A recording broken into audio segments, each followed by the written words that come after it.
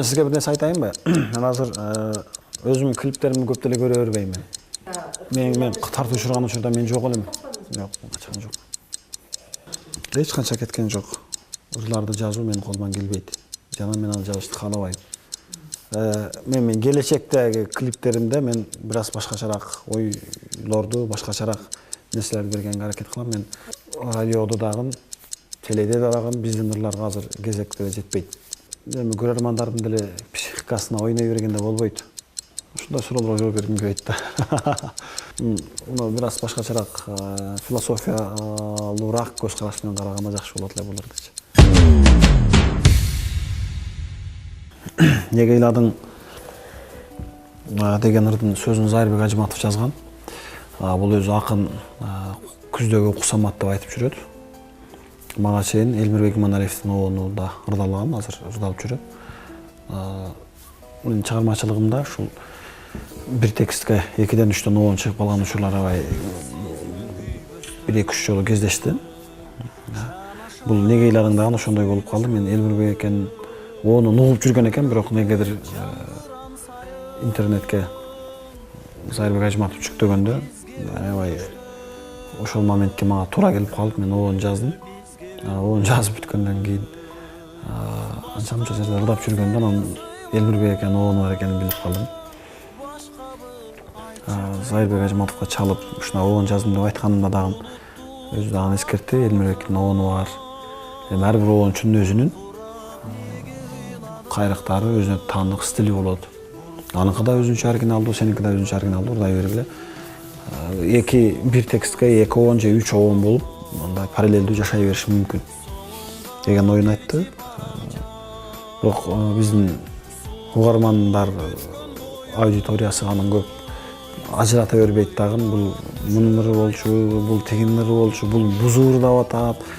Андай деген сөздөр өтө көп. Бизде элибизде, жалпы элибизде алганда оончу менен аткаруучуну көп айырмалай бербейт. Анан бир ырга 2 оон жазылып калуу же 3 оон жазылып калуу бул законченный бир нерсе катары карашыбыз керек. Ошол мезгилдеги менин психологиялык абалым ошолорго туура келип калды. Ошон үчүн чыкты да. Мен эми өкүнбөйм. Себеби бул мыйзам ченемдүү нерсе катары аны кабылдайм. Булутту карап калкыган, буркурап неге ыйладың? Буркурап неге ыйладың?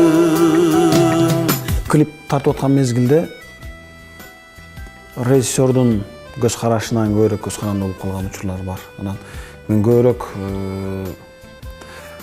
ырдын текстин жазып аткандагы акындын абалын мен көбүрөөк чагылдырып бергенге аябай катуу кызыгам да. Анан оон жазып атканда дагы ошол нерсе сакталышын каалайт элем. Клип тартып аткан мезгилде мен клип мейкерлерге эркиндикти көбүрөөк берем. Алар изденсин, алар мындай телевизиондук варианттарын карап көрсүн депчи. Себеби биз көзүбүз менен көргөн менен объектте караганда ал башка нерсени көрөсүң да.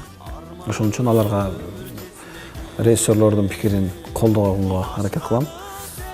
Мен келечектеги клиптеримде мен бир аз башкачараак ойлорду, башкачараак нерселерди бергенге аракет кылам. Мен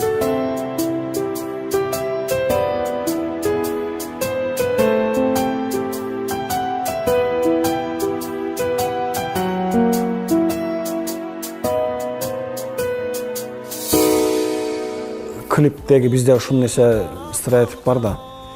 Клипте текстте кандай болсо, ошол нерсени гана шуулда, шолоктоп неге ыйладың десе ыйлаган жерин тартып, жалбырактап түшүп атат десе жалбырак түшкөн жерге барып тартып, мындай бир үйрөнчүк кадрлар дагы өтө көп кездешип калат клиптерде. Ошон үчүн мен ойлойм, ал жерде таптакыр эле ырдын өзүндө сюжет кубалап тартпай, балким башка нерсени тартканга ниеттенишибиз керек, же аракеттенишибиз керек. Суу болуп бүткөн боюбуз, коюлат нөшөр аянбай, коюлат нөшөр аянбай. Адамдын тажрыйбасы бул көптөгөн каталар менен келет да. Мен тарткан клиптердин арасында 5-6 клипим болсо, мен көпчүлүгүнө ичим чыкпайт.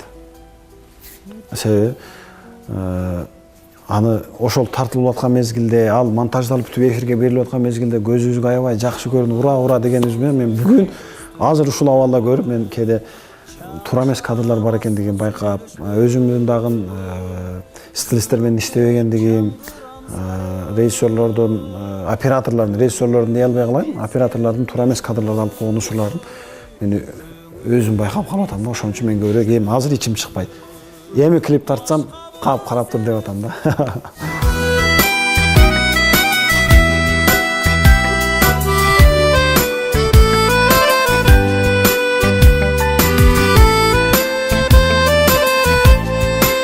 Клипте балким башка сюжет болуп калышы мүмкүн эле. Мен жогору жакта айтып өткөндөй, режиссердун эркине берген, өзүңүз каалагандай кылып тартыңыз. Мен ошого макулмун деп. Себеби мен көп деле клипке ынтызарланып, өтө көп клиптерим жок. Анан шоу бизнесте өзүмдүн рейтингимди жоготуп албайын же ошол маал менен квартал сайын бирден клип чыгарып турайын деген мындай эмнеде пландарым жок. Мен эркинирээкмин. Жана мен качан илхам келсе оон жазып, илхам келсе ырга кайрылып, болбосо башка жумушумду алектенем. Мен такай арттан түшө алган жокмун да, бул менин чоң кемчилдигим деп ойлойм. Чыгармачылыкка астегил киришпей, тийип качып жүргөндүгүм үчүн. Анан эми клипти башынан клип тартаткан болсом, анда башынан аранжировка кылып, башынан ырдаш керек болуп калат. Мезгил өткөн сайын бир жылдан кийин ырдасаң, 2 жылдан кийин ырдасаң, үндүн айырмачылыктар болуп калат. Анан адам түрдүү эмоция менен ырдайт да, ырдыйчы. Кээде мындай бир жүрөктөгү бир бук менен ырдайсың, кээде жөнөр ырдап коесуң, кээде мындай жакшы маанайда ырдап коюшу мүмкүн. Бул ырдап атканда сөзсүз таасирин тийгизет. Боздотуп жүрөк кылдарым, бошотуп мени кыйнадың. Муну бир аз башкачараак, философиялуураак көз караш менен караганда жакшы болот эле булар дечи. Кыз менен жигит белгилүү актерлорубуз ойноду.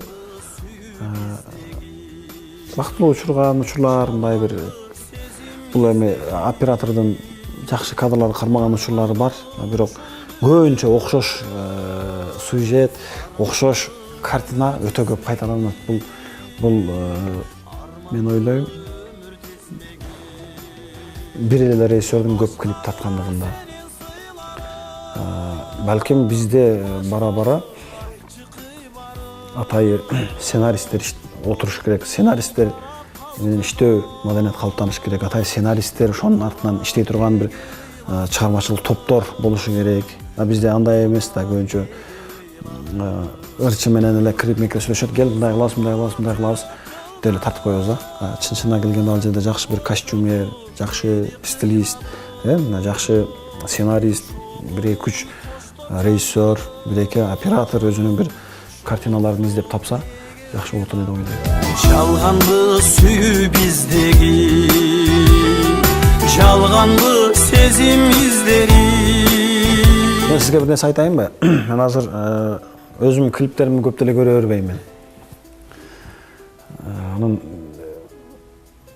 оркой кемчиликтер чыккан сайын, мен уламаны көргөн сайын өзүм мындай кылсам болмок, мынтсем болмок деп өзүм мындай кичирейип, кыйналып кетем. Ошон үчүн азыраак көрөм, негизи көрбөйм десем да боло берет да. Анан бир нерсени айткым келип атат да.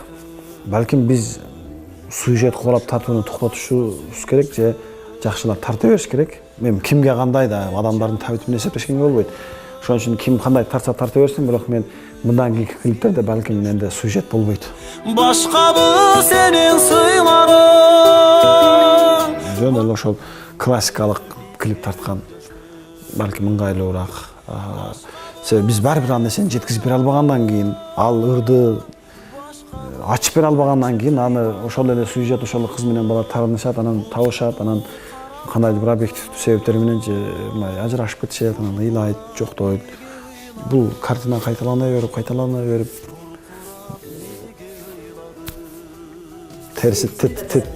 терisi ташка жайылып бүттү да. Шокумун коштоп жамгырдым, шолоктоп неге ыйладым, шолоктоп неге ыйладым. менекерге мен өзүм уруксат бергем. Ыңгайлуу кылып тартыңыз болгону бизде мындай дагы нерсе бар да, сөзсүз атышып кетет. Анан сөзсүз баш каарман өлүп калат. Бизде баш каарманды мындай бир өтө трагедиялуу кылып эми көрөрмандардын деле психикасына ойной бергенде болбойт. Кээде айтып коюшат го, сүйөм деген сөз бар, айтыш шарт эмес. Аны кыймыл аракет менен, аны өзүңдүн мамилең менен, көз карашың менен түшүндүр дегендей. Ошол жерде кыз жигиттин мамилелерин мен чыгыш элдеринин кинолорундагы, клиптериндеги мындай артыкчылыктарды байкайм да. Көп нерсени музыканын күчү менен, көз караш менен ошол нерсени ачып бергенге аябай уста келишет. Бизде ал нерсени примитивдүү жолдор менен көрсөтүп, ал нерсе наоборот тескерисинче элди андай качырып берет да. Başkabı senin sıyların, başkabı ayçı kıymarın. Клиптерге ар түрдүү кетет.